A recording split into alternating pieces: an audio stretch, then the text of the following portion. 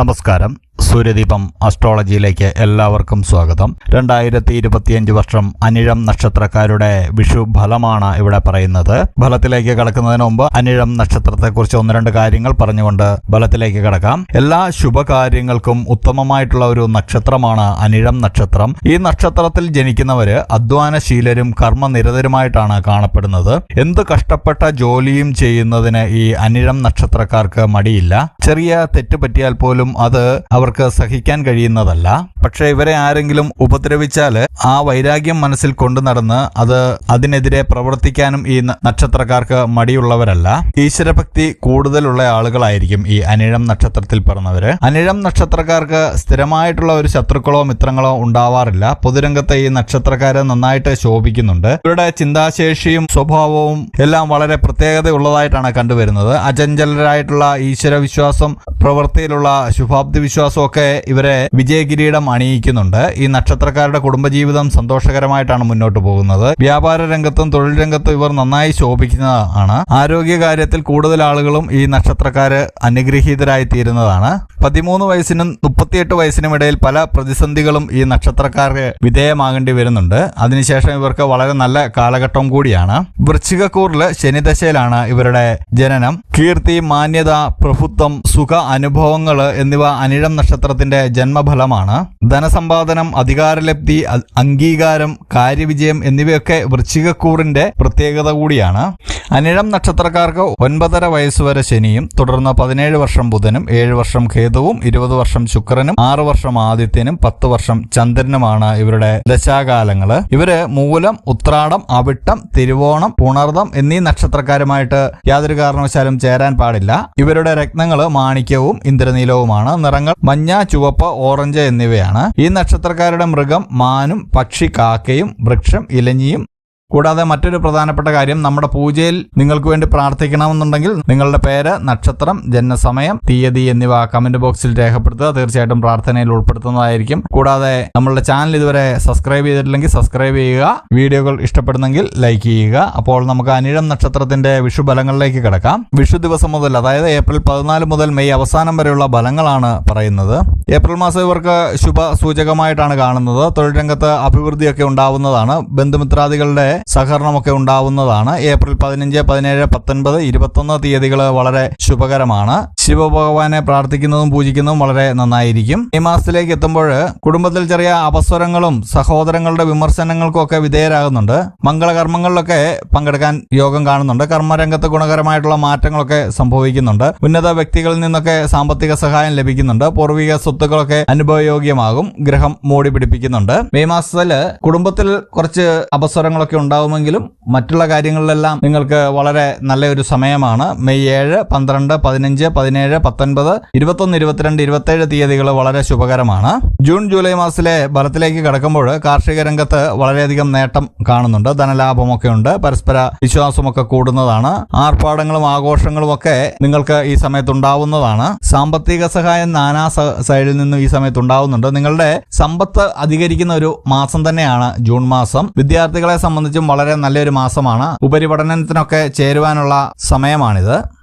ഈ സമയത്ത് എന്ത് ചെയ്താലും വിജയിക്കുന്ന ഒരു സമയമാണ്. ജൂൺ 1, 2, 7, 9, 10, 12 തീയതികൾ വളരെ ശുഭകരമാണ്. ഈ സമയത്ത് എന്ത് ചെയ്താലും വിജയിക്കുന്നതാണ്. ജൂലൈ മാസത്തിലേക്ക് എത്തുമ്പോൾ അവ്യക്തമായിട്ടുള്ള പണമിടപാടുകളിൽ നിന്നൊക്കെ പിന്മാറുന്നത് നന്നായിരിക്കും. ആഭ്യന്തര കലഹമൊക്കെ ഉണ്ടാവുന്നുണ്ട്. വിദേശ യാത്രയൊക്കെ സഫലമാകുന്നുണ്ട്. ഉദ്യോഗസ്ഥർക്ക് കാലം അനുകൂലമായിട്ട് കാണുന്നുണ്ട്. കുടുംബ ബന്ധുക്കളുമായിട്ട് നീരസത്തിനുള്ള ഇടയുണ്ട്. ആരോഗ്യത്തിന് ചില വിഷമതകളൊക്കെ ഉണ്ടാവുന്നുണ്ട്. എന്നാലും അത് വലിയ വിഷമതകളിലേക്കൊന്നും പോകുന്നില്ല. ഭൂമി വാങ്ങുവാനുള്ള യോഗമൊക്കെ കാണുന്നുണ്ട്. ജൂലൈ മാസത്തിൽ നിങ്ങളുടെ കുടുംബപരമായിട്ട് നിങ്ങൾക്ക് ചെറിയ പ്രശ്നങ്ങളാണ് ഈ വിഷുവർഷം കാണുന്നത്. ജൂലൈ മാസത്തിലും അത് തുടർന്ന് പോകുന്നുണ്ട്. ജോലി സംബന്ധമായിട്ടൊക്കെയുള്ള കാര്യങ്ങളെല്ലാം നടക്കുന്ന ഒരു സമയമാണ്. ജൂലൈ 1, 3, 5, 6, 7, 15, 16, 17 തീയതികൾ വളരെ ശുഭകരമാണ്. ഓഗസ്റ്റ്, സെപ്റ്റംബർ മാസത്തിലേക്ക് എത്തുമ്പോൾ ഏത് കാര്യങ്ങളും നിങ്ങൾ തീരുമാനമെടുക്കുമ്പോൾ അത് മറ്റൊരാളോടുകൂടി, ഏറ്റവും വിശ്വാസമുള്ള മറ്റൊരാളോടുകൂടി ആലോചിച്ച് മാത്രം തീരുമാനമെടുക്കുക. ഈ സമയത്ത് ഉദ്യോഗത്തിലെ മേലുദ്യോഗസ്ഥരുടെയൊക്കെ അപ്രീതി ഉണ്ടാവുന്നതാണ്. സഹോദരന് സാമ്പത്തിക സഹായമൊക്കെ നൽകാൻ നിങ്ങൾ നിർബന്ധിതമാകുകയാണ്. പല കാര്യങ്ങളും നിങ്ങൾക്ക് ഈ മാസം തടസ്സം ഉണ്ടാവുന്നുണ്ട്. ഓഗസ്റ്റ് മാസത്തിൽ ഈശ്വരാനുഗ്രഹം വർദ്ധിപ്പിക്കേണ്ടതുണ്ട്. ശിവ ഭഗവാനെ പ്രാർത്ഥിക്കുന്നതും പൂജിക്കുന്നതും വളരെ നന്നായിരിക്കും. ഓഗസ്റ്റ് 1, 2, 23, 24 തീയതികൾ വളരെ ശുഭകരമാണ്.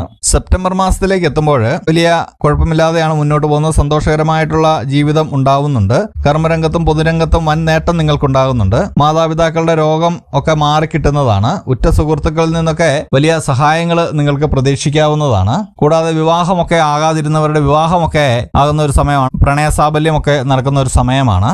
സെപ്റ്റംബർ 1, 2, 3, 7, 9 തീയതികൾ വളരെ ശുഭകരമായിരിക്കും. ഒക്ടോബർ നവംബർ മാസത്തിലേക്ക് എത്തുമ്പോൾ ഒക്ടോബർ മാസത്തില് വിദേശ ജോലിയൊക്കെ ഉപേക്ഷിക്കാനിടയുണ്ട്. ഇത് വളരെ ആലോചിച്ചെടുക്കേണ്ട ഒരു തീരുമാനമാണ്. സഹപ്രവർത്തകന്റെ അകാല വിയോഗമൊക്കെ മനസ്സിനെ ദുർബലപ്പെടുത്തുന്നുണ്ട്. ഒക്ടോബർ മാസം നിങ്ങളുടെ ജോലി സംബന്ധമായിട്ടുള്ളതും മാനസികമായിട്ടുള്ള പ്രശ്നങ്ങൾ ഉണ്ടാവുന്നുണ്ട്. ഈ സമയത്ത് നിങ്ങൾക്ക് വളരെയധികം ഈശ്വര അനുഗ്രഹം ആവശ്യമുണ്ട്. ശിവ ഭഗവാനെ പ്രാർത്ഥിക്കേണ്ടത് വളരെ അത്യാവശ്യമാണ്. നവംബർ മാസത്തിലേക്ക് എത്തുമ്പോൾ വിട്ടുവീഴ്ച ചെയ്യേണ്ട സാഹചര്യങ്ങളൊക്കെ ഉണ്ടാവുന്നുണ്ട്. ജീവിത യാഥാർത്ഥ്യങ്ങളുമായിട്ട് പൊരുത്തപ്പെടുവാനായിട്ട് കഠിനമായിട്ടുള്ള ഒരു പ്രയത്നം ആവശ്യം വേണ്ടി വരുന്നുണ്ട്. എന്നാൽ നവംബർ പകുതി കഴിയുമ്പോഴേക്കും ക്രയവിക്രയങ്ങളിലൊക്കെ വിജയം കാണുന്നുണ്ട്. ഊഹക്കച്ചവടത്തിലൊക്കെ വിജയം കാണുന്നുണ്ട്. യാത്രകൾ ഒക്കെ നടത്തുകയാണെങ്കിൽ അതിനു മുമ്പ് വിഘ്നേശ്വര ഭഗവാനെ പൂജിക്കുന്നതും പ്രാർത്ഥിക്കുന്നതും വളരെ നന്നായിരിക്കും. പൊതുരംഗത്ത് ഉണ്ടാവുന്ന തിരിച്ചടികളെയൊക്കെ നിങ്ങൾ അതിജീവിക്കുന്നുണ്ട്. നവംബർ 1, 5, 12, 17, 21 തീയതികൾ വളരെ ശുഭകരമാണ്. ഡിസംബർ ജനുവരി മാസത്തിലേക്ക് എത്തുമ്പോൾ നിങ്ങളുടെ ഉദ്യോഗത്തിലൊക്കെ നിങ്ങൾക്ക് ഉത്തരവാദിത്തം കൂടുന്നതാണ്. മാതാപിതാക്കളുടെ സ്വത്തുക്കളൊക്കെ കൈവശം വന്നു ചേരുന്നുണ്ട്. ചില ബന്ധുക്കളുടെയൊക്കെ ബാധ്യതകൾ നിങ്ങൾ ഏറ്റെടുക്കേണ്ടി വരുന്നുണ്ട്. ഭവനമൊക്കെ നിർമ്മിക്കാൻ പറ്റിയൊരു സമയം കൂടിയാണിത്. പക്ഷെ നിങ്ങൾ ഡിസംബർ മാസം ഏറ്റവും ശ്രദ്ധിക്കേണ്ട ഒരു കാര്യം, മറ്റൊരാളുടെ ബാധ്യത നിങ്ങളിലേക്ക് വരുന്നുണ്ട്. അത് വളരെ ശ്രദ്ധിച്ചും ആലോചിച്ചും മാത്രം നിങ്ങൾ എടുക്കേണ്ട ഒരു തീരുമാനമാണ്. 4, 7, 13, 19, 26 തീയതികൾ ശുഭകരമാണ്. ജനുവരി മാസത്തിലേക്ക് എത്തുമ്പോൾ കലാരംഗത്ത് പുരോഗതിയൊക്കെ കാണുന്നു. കലാകാരന്മാർക്കൊക്കെ നല്ല ഒരു സമയമാണ്. വ്യാവസായിക രംഗത്തുള്ളവർക്കൊക്കെ പ്രതീക്ഷയിൽ കവിഞ്ഞ നേട്ടമുണ്ടാവുന്നുണ്ട്. നാൽക്കാലികളിൽ നിന്നൊക്കെ വൻ ലാഭം ഉണ്ടാവുന്നുണ്ട്. വിദ്യാർത്ഥികൾക്ക് വളരെയധികം നല്ലൊരു സമയമാണ്. വീട്ടമ്മമാർക്കൊക്കെ വളരെ നല്ല സമയമാണ്. എന്നാൽ ഒരു കാര്യം പ്രത്യേകം ശ്രദ്ധിക്കേണ്ടതുണ്ട്. തങ്ങൾക്കറിയാൻ കഴിയാത്ത കാര്യങ്ങളിൽ അഭിപ്രായം പറയാൻ പോകരുത്. അത് ദോഷഫലങ്ങൾ ഉണ്ടാക്കുന്നുണ്ട്. നിങ്ങൾക്കുണ്ടായിരുന്ന പ്രതിസന്ധികളൊക്കെ മാറി വരുന്നതാണ് ജനുവരി മാസം. അതായത് 2026 പുതുവർഷം നിങ്ങൾക്ക് വളരെ നല്ലൊരു മാസമായിട്ടാണ് കാണുന്നത്. ജനുവരി 1, 2, 7, 8, 9, 12, 13, 14, 26 തീയതികൾ വളരെ ശുഭകരമാണ്. ഫെബ്രുവരി മാർച്ചിലേക്ക് എത്തുമ്പോൾ നിങ്ങളുടെ ആത്മവിശ്വാസവും ഉത്സാഹവും ഒക്കെ വർദ്ധിക്കുന്നുണ്ട്. വ്യക്തിത്വമുള്ള സമീപനം മൂലം സർവകാര്യ വിജയം നിങ്ങൾക്കുണ്ടാവുന്നതാണ്. ദാമ്പത്യത്തിലെ പൊരുത്തക്കേടുകളൊക്കെ നിങ്ങൾക്ക് മാറിക്കിട്ടുന്നുണ്ട്. ദൂരയാത്രകളൊക്കെ നിങ്ങൾ ചെയ്യേണ്ടതായിട്ട് വരും. ഫെബ്രുവരി മാസം വളരെ നല്ലൊരു മാസമായിട്ടാണ് കടന്നു പോകുന്നത് നിങ്ങൾക്ക്. ഫെബ്രുവരി 1, 2, 7, 9, 10, 13, 14, 17, 18, 26 തീയതികൾ വളരെ ശുഭകരമാണ്. ഈ സമയത്ത് എന്ത് ചെയ്താലും വിജയം ഉണ്ടാവുന്നതാണ്. മാർച്ച് മാസത്തിലേക്ക് എത്തുമ്പോൾ കുടുംബത്തില് ആഹ്ലാദവും സന്തോഷവും എല്ലാം വന്നു ചേരുന്നതാണ്. ധനലാഭമൊക്കെ ഉണ്ടാവുന്നുണ്ട്. രോഗങ്ങളിൽ നിന്ന് മുക്തിയൊക്കെ ഉണ്ടാവുന്നുണ്ട്. ഈശ്വര അനുഗ്രഹം കൂടുതലായിട്ട് കാണുന്നുണ്ട്. തൊഴിൽ രംഗത്ത് വൻ നേട്ടം കാണുന്നുണ്ട്. മാർച്ച് മാസവും നിങ്ങൾക്ക് വളരെ നല്ലൊരു സമയമാണ്. മാർച്ച് 7, 8, 12, 14, 15, 22, 23, 28, 29 തീയതികൾ വളരെ ശുഭകരമാണ്. അനിഴം നക്ഷത്രക്കാരുടെ ഫലങ്ങൾ നോക്കുകയാണെങ്കിൽ കൂടുതൽ ഗുണഫലങ്ങളാണ് കാണുന്നത്. എന്നാലും ഇടയ്ക്ക് 1-2 മാസം ദോഷഫലങ്ങൾ ഉണ്ടാവുന്നുണ്ട്. ആ സമയത്ത് വളരെ ശ്രദ്ധിച്ച് ശിവഭഗവാനെ പ്രാർത്ഥിച്ചും പൂജിച്ചും മുന്നോട്ട് പോവുകയാണെങ്കിൽ എല്ലാ ദോഷങ്ങളും നിങ്ങൾക്ക് മാറി സർവ്വ ഐശ്വര്യങ്ങളും നിങ്ങൾക്കുണ്ടാവും. കൂടാതെ അന്നദാനം നടത്തുന്നതും വളരെ നല്ലതാണ്. അന്നദാനം നടത്തുമ്പോൾ വേണ്ടപ്പെട്ട കൈകളിലാണ് അത് എത്തുന്നതെന്ന് ഉറപ്പുവരുത്തിയതിനു ശേഷം മാത്രം നടത്തുക. മേൽപ്പറഞ്ഞ അനിഴം നക്ഷത്രക്കാരുടെ ഫലങ്ങൾ പൊതുവായിട്ടുള്ള ഫലമാണ്. ഇത് നിങ്ങളുടെ ജനനസമയത്തിനനുസരിച്ച് ഇതിൽ ഏറ്റക്കുറച്ചിലുകൾ ഉണ്ടാവും. അപ്പോൾ ഇതുപോലെയുള്ള വീഡിയോകൾക്കും വിശേഷങ്ങൾക്കുമായിട്ട് എൻ്റെ ചാനൽ സബ്സ്ക്രൈബ് ചെയ്യുക. ഇനിയും മറ്റൊരു വീഡിയോയുമായിട്ട് നമുക്ക് വീണ്ടും കാണാം. നന്ദി, നമസ്കാരം.